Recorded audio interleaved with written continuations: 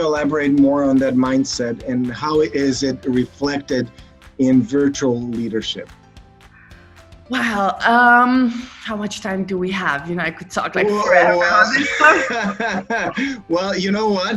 The point of these talks is to scratch the brain of all of us. And yes, we can continue this conversation, but we also need to think of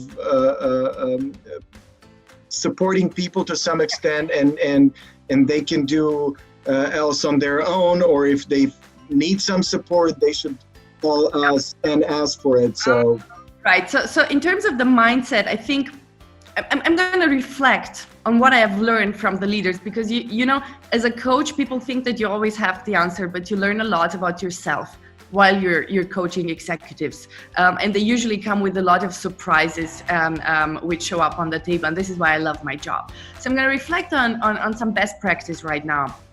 I think first of all, the winners have a can-do and a proactive attitude. So I get two types of leaders, and there's a big spectrum generally, but I get two types of leaders right now. The ones who are expecting the checklist, you know, and complaining, oh, I would love to, blah, blah, blah, whatever, but my company didn't, blah, blah, blah, whatever. And if you look at their numbers, you're going to realize that they're not your high performance, right? Because it's always the others. It's the other syndrome, right? Then I have the others who are very proactive. And there, what do you need to be proactive? You need a lot of courage, and you need a very, very good failing culture. Let's not even talk about feedback. Let's talk about failure. You know, I have worked with these guys. It was really crazy. Like, you know, super successful, perfect executives, perfect suits, and all that kind of stuff. And I was like, guys, when's the last time you talked about your fuck-ups? When's the last time you made a meeting where it was not about praising yourself and tapping yourself on the shoulder on how awesome you are, but putting your biggest fuck-ups of the week over there?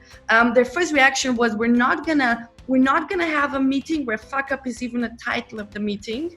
We're not gonna use the word, and we're not gonna yes. And now they're holding this on a regular basis. And they're getting their wine, and they're putting their cameras, and they're really reflecting together. So you need the courage also to fail.